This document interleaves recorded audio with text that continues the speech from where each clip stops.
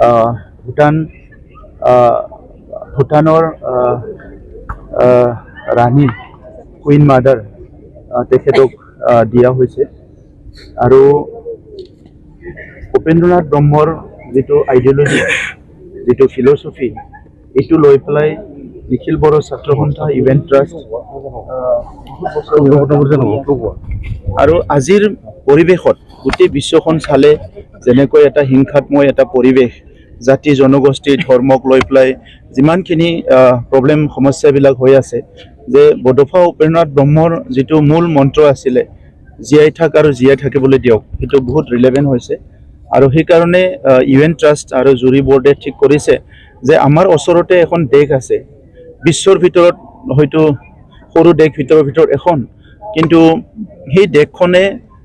বিশ্বৰ আগশাৰীৰ দেশবিলাক বিশ্ববাসীৰ কাৰণে যি দিছে সবচে হাইয়েষ্ট যিটো মূল্যৱান যিটো বস্তু সেইটো তেখেতসকলে দিছে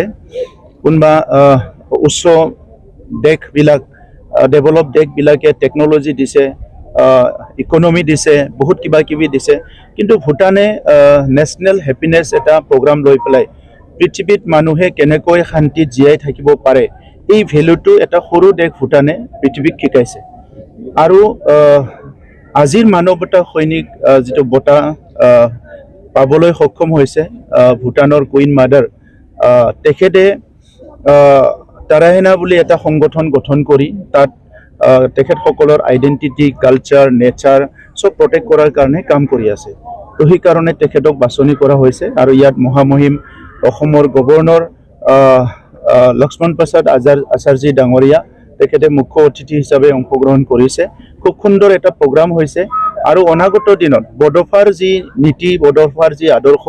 এইটো জীয়াই ৰখাৰ কাৰণে আহি থকা প্ৰজন্মক এই কথাবিলাক শিকোৱাৰ কাৰণে আৰু কেনেকৈ মানুহে হিংসা নকৰাকে কেনেকৈ এটা জনগোষ্ঠী আনটো জনগোষ্ঠীক হিংসা নকৰাকে জীয়াই থাকিব পাৰে এই গোটেই বিষয়খিনি আগুৱাই আগৰ ফালে লৈ যাবৰ কাৰণে ট্ৰাষ্ট ইভেন্ট বিটি ট্ৰাষ্টে যি কাম কৰিছে মই তেখেতসকলক ধন্যবাদ জনাইছোঁ।